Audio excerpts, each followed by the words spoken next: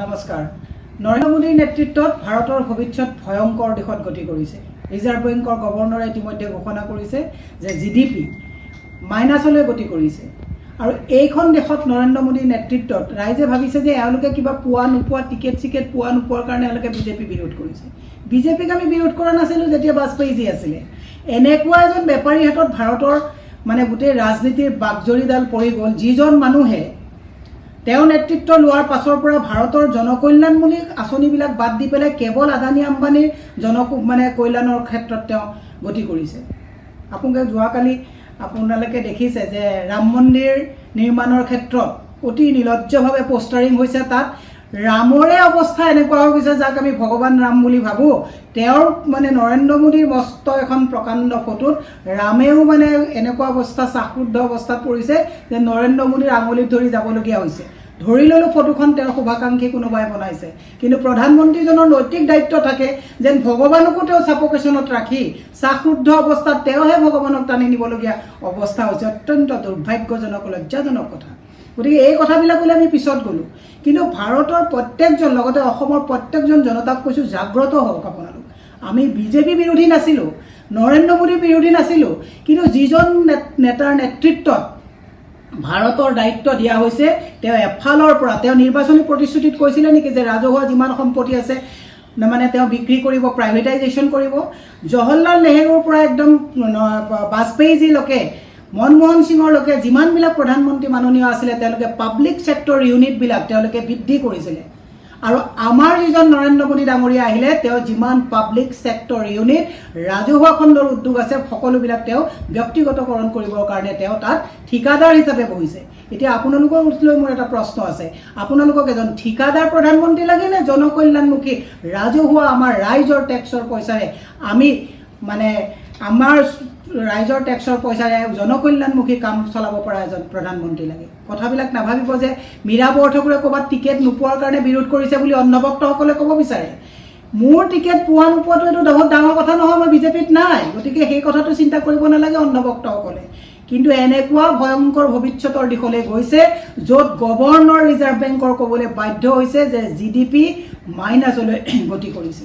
আমাৰ ভৱিষ্যত ক'ত? গোটেই ইণ্ডাষ্ট্ৰি কলাপছ কৰিছে, গোটেই ব্যৱসায় কলাপছ কৰিছে। আজি টুৰিজিম ডিপাৰ্টমেণ্ট, টুৰিজিমৰ লগত জড়িত প্ৰত্যেকটো বিজনেছ আজি খতম হৈ গৈছে। কেৱল মাত্ৰ যিখিনি আমাৰ ঘৰুৱা যিটো গেলামালৰ দোকান বুলি কওঁ সেই দোকানখিনিৰ বাদে বাকী কাপোৰৰ পৰা আদি কৰি যিমানবিলাক বিজনেছ আছে প্ৰত্যেকটো বিজনেছ ইতিমধ্যেই কলাপছ কৰিছে।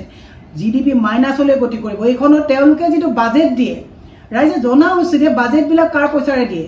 ৰাইজৰ টেক্সৰ পইচাৰে দিয়ে। অতি ক্ষুদ্ৰ মানুহ এজনে যিজনে ব্যৱসায় কৰে তেওঁ তাত টেক্স জড়িত হৈ থাকে। এতিয়া এইখিনি সময়ত কৰ্পৰেট টেক্স কমিছে, টেক্স দিয়াটো কমিছে। আৰু চবতছে আচৰিত কথাটো হৈছে যে GSTৰ নামত তেওঁলোকে যিটো চেণ্টাৰে আমাৰ ষ্টেটৰ GSTৰ নামত পইচা দিব লাগে সেই GST দিবলৈও তেওঁলোকে এতিয়া অপাৰগ। তেওঁলোকে ইতিমধ্যে পাঞ্জাৱ বা মধ্যপ্ৰদেশ আদি বিভিন্ন অসম যিবিলাক ৰাজ্য আছে সেই ৰাজ্যবিলাকতে তেওঁলোকে GSTৰ পইচা প্ৰপাৰ ইউটিলাইজেশ্যন কৰিবৰ কাৰণে তেওঁলোকে দিব পৰা অৱস্থাত নাই। এতিয়া বাজেট টোটেল কলাপছ। আৰু ৰাইজে এইখিনি কথা জানি লওক যে আমাৰ যিটো টেক্সৰ পইচাৰে তেওঁলোকে খালি এই ৰাম মন্দিৰ বনোৱাত পইচা খৰচ কৰিছে, তেওঁলোকে ডাঙৰ ডাঙৰ মিটিং কৰাত খৰচ কৰিছে, অমিত শ্বাহে ভাৰ্চুৱেল ৰেলীত LCD কিনাত খৰচ কৰিছে। কোনে অধিকাৰ দিলে তেওঁলোকক? যিটো সময়ত মানুহৰ বিজনেছ খতম হৈ গৈছে সেইখিনি সময়ত আমাৰ টেক্সৰ পইচাৰে তেওঁলোকক এইবিলাক আভুৱা ভৰা এইবিলাক মাইল মিটিং কৰিবলৈ, এইবিলাক পইচা খৰচ কৰিবলৈ নৰেন্দ্ৰ মোদীয়ে পকেটৰ পইচা দি খৰচ কৰিছে নেকি? এই কথাবিলাক ৰাইজে হৃদয়ংগম কৰিব লাগিব।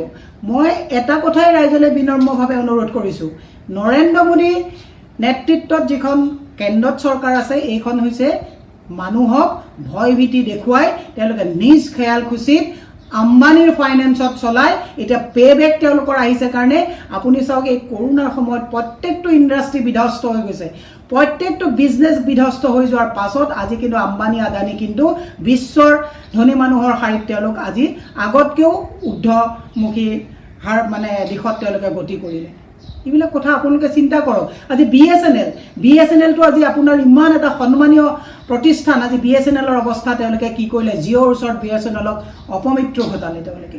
BPCL তেওঁলোকে ৰিলায়েন্সৰ ওচৰত তেওঁলোকে BPCLক খতম কৰি দিলে, ৰেলৱে তেওঁলোকে খতম কৰি দিলে, যিটো ৰেলৱে আমাৰ গৌৰৱ আছিল ভাৰতৰ, ৰেলৱে তেওঁলোকে খতম কৰি দিলে।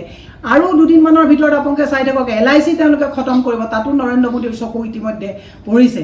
গতিকে এইবিলাক যে ৰাজহুৱা সম্পত্তিক এনেকে নিলাম কৰা, এনেকে যে ব্যক্তিগতকৰণ কৰাৰ প্ৰতিশ্ৰুতি তেওঁলোকে এই কথাবিলাক তেওঁলোকে ইলেকশ্যন মেনিফেষ্টোত লিখিছিলে নেকি? তো ৰাইজক আমি এটা বিনম্ৰভাৱে অনুৰোধ কৰিছোঁ, আমাৰতো এতিয়া 40-50 বছৰ বয়স হ'ল, আধা বয়স গৈছে, আমাৰ ল'ৰা ছোৱালীক আমি কাৰ হাতত এৰি থৈ যাম? এনেকুৱা এটা শ্বাসৰুদ্ধ পৰিস্থিতিলৈ, এনেকুৱা এটা অৰ্থনৈতিক দুৰৱস্থালৈ নৰেন্দ্ৰ মোদীৰ নেতৃত্বত তেওঁলোকৰ বাজেটৰ কোনো ধৰণৰ, যোৱা কেইদিনমানৰ আগত মাৰ্চত যিটো নিৰ্মলা সীতাৰমণে যিখন বাজেট দিছিলে, সেই বাজেটখনৰ কিমান ইমপ্লিমেণ্টেশ্যন হৈছে ৰাইজে এবাৰ কথাটো চিন্তা কৰক। মই অসমৰ কথালৈ আহিলোঁ, ভাৰতৰ কথা মই বাদেই দিলোঁ। আজি বাগজানত যি অৱস্থা হৈ আছে, এই বাগজানৰ কথাত তেওঁলোকে যিবিলাক প্ৰতিশ্ৰুতি দিছিল হ'লনে ৰাইজে এপাক শুনক। তেওঁলোকে আকৌ নতুনকৈ বনাঞ্চল বনোৱাৰ নামত 34 কোটি টকাৰ গাড়ী তেওঁলোকে ক্ৰয় কৰিছে। ক'ত পালে এই পইচাবিলাক? এইবিলাক আমাৰ কষ্টৰ উপাৰ্জনৰ টেক্সৰ পইচা। এই পইচাবিলাক বন বিভাগৰ নিজৰ পইচা নহয়, ৰাইজৰ টেক্সৰ পইচা। আজি ৰাস্তা 4 লাইনৰ নামত যি অৱস্থা হৈছে, আজি আপুনি যদি আপাৰ আছামলৈ গতি কৰে ৰাস্তাৰ গাঁতৰ কোবত আপোনালোকে অহা যোৱা কৰিলে কঁকালৰ বিষ উঠিব।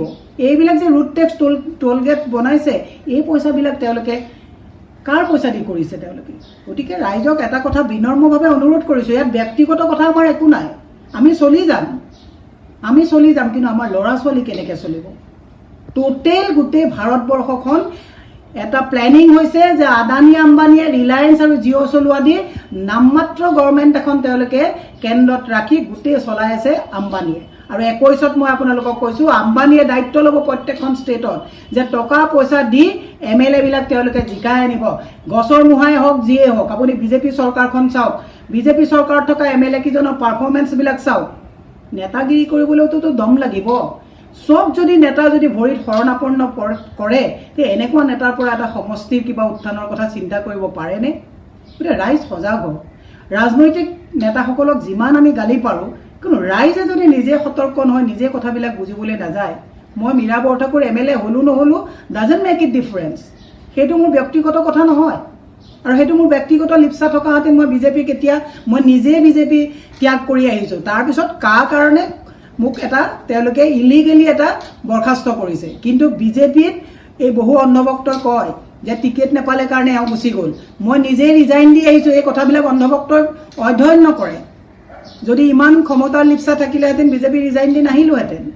গতিকে সেইকাৰণেই কৈছোঁ যে আপোনালোকে চকু খোলক, অন্ধভক্তসকলক কৈছোঁ চকু খোলক। এতিয়াও ছ'চিয়েল মিডিয়াত খুব ধুনীয়াকৈ কথা লিখি আছে, কিন্তু গধূলা গৈ ঘৰৰ পকেটটো খুলি যাবচোন। আপোনালোকৰ এই ভাল সময়খিনি উদীয়মান যুৱকসকলক কেৱল লোকৰ বেয়া কথা লিখিবৰ কাৰণে এংগেজ কৰিছে, কিন্তু আপোনালোকক সংস্থাপন কি কৰিছে এই কথাটো এবাৰ সুধিব। বিজেপিৰ যোৱা কমিটিখন চাওক, তেওঁলোকে খুব কথা কয়। এই কমিটিখনত হিন্দু মুছলমানটোক কেনেকৈ বিভেদ কৰিলে তেওঁলোকে পূৰা দেখাই দিলে। তাত এজনো খিলঞ্জীয়া মুছলমানক তেওঁলোকে নাৰাখিলে। এই বিভেদবোৰ কোনে সৃষ্টি কৰিছে? আৰু এতিয়া তেওঁলোকে ৰাম মন্দিৰক লৈ পেলাই তেওঁলোকে হিন্দু মুছলমানৰ এটা বিভেদ আনি পেলাই তেওঁলোকে যিটো ৰাজনীতি কৰাৰ যিটো টাৰ্ম কাৰ্ড খেলিব বিচাৰিছে ৰাইজ, তেওঁলোকে ইয়াত হিন্দু মুছলমান কৰে, কিন্তু দিল্লীত বদৰুদ্দিনৰ লগত তেওঁলোকে কথা পাতে। ইয়াত হিন্দু মুছলমান কৰে, আছাউদ্দিন ওৱেইচিৰ লগত তেওঁলোকে পেকেজত প্ৰত্যেকটো সমষ্টিত মুছলমান কেণ্ডিডেট উঠাই হিন্দু মুছলমানৰ ভোট কটাকটি কৰে। এই কথাবিলাক আপোনালোকে বুজি নাপায়। আজি আমি সৰু সৰু মানুহবিলাকে ইয়াত হিন্দু মুছলমানক লৈ পেলাই কাজিয়া কৰিছোঁ, কিন্তু আপুনি বদৰুদ্দিনৰ আজি অমিত শ্বাহৰ লগত যিমান ভাল, আমাৰ ইয়াত মানুহবিলাকে গম নাপায়। আছাউদ্দিন ওৱেইচিক ইউজ কৰা হৈছে তেওঁলোকে হিন্দু মুছলমানৰ এই খেলবিলাক কৰিবৰ কাৰণে। এই কথাবিলাক বুজি পাওক। গতিকে আমাক তেওঁলোকে কি কৰিছে, সাপ হৈ খুটিছে, বেজ হৈ জাৰিছে। এই কথাবিলাক বুজি পাওক।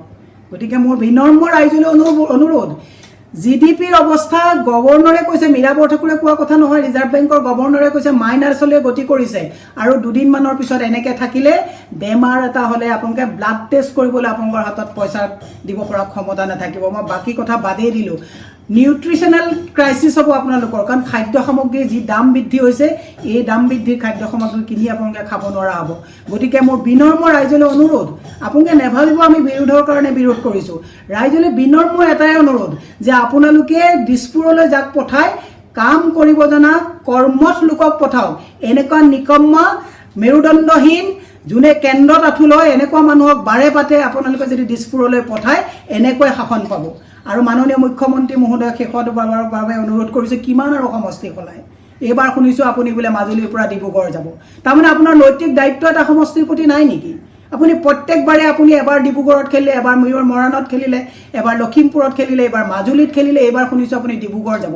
তাৰমানে এটা সমষ্টিৰ প্ৰতি আপোনাৰ একেলগে কাম কৰি থকা বাকীকেইজন সমষ্টি, হিমন্ত বিশ্ব শৰ্মাকে ধৰক, বাকী ৰকিবুল হুছেইনকে কংগ্ৰেছৰ ধৰক, ৰিপুন বৰাকে ধৰক, বাকী বদৰুদ্দিনকে ধৰক, প্ৰত্যেকৰে নিজৰ সমষ্টিটোত বাৰে বাৰে খেলি আছে। আপুনি সদায় সমষ্টি এৰি পলায়ন কিয় কৰে? এনেকুৱা পলায়নবাদী নেতৃত্বত এজনৰ ওচৰত অসম সুৰক্ষিত নে? ৰাইজে কথাবিলাক বিবেচনা কৰিব।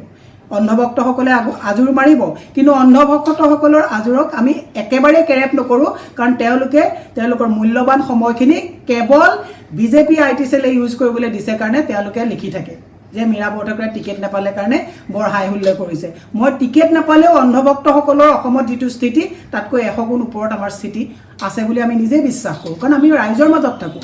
গতিকে ৰাইজলৈ অনুৰোধ, নৰেন্দ্ৰ মোদীৰ এই বেপাৰীজনৰ নেতৃত্বত যদি ভাৰতবৰ্ষৰ বাকজৰী আৰু অহা 5 বছৰ দিয়া যায়, তেতিয়াহ'লে জানিব আমি বাকী একো নকৰাকৈ খাদ্য সংকটত, নিউট্ৰিশ্যন সংকটত, অৰ্থ সংকটত আমি এনেকুৱা এটা চুনামিলৈ গতি কৰিম, যাৰ গত্যন্তৰ আপোনালোকে তেতিয়া ৰিথিংক কৰিলেও হাতত আমাৰ একো ব্যৱস্থা নাথাকিব। যেতিয়া এজন মানুহ সম্পূৰ্ণ কুঙা হৈ যাব, কিডনী যেনেকৈ শৰীৰ এটাৰ কিডনী, লিভাৰ, হাৰ্ট চব যদি এবাৰ বেয়া হৈ যায়, তাৰপিছত আপুনি যিমান মেডিচিন নাখাওক আৰু তাক ৰিকভাৰী কৰিব নোৱাৰে।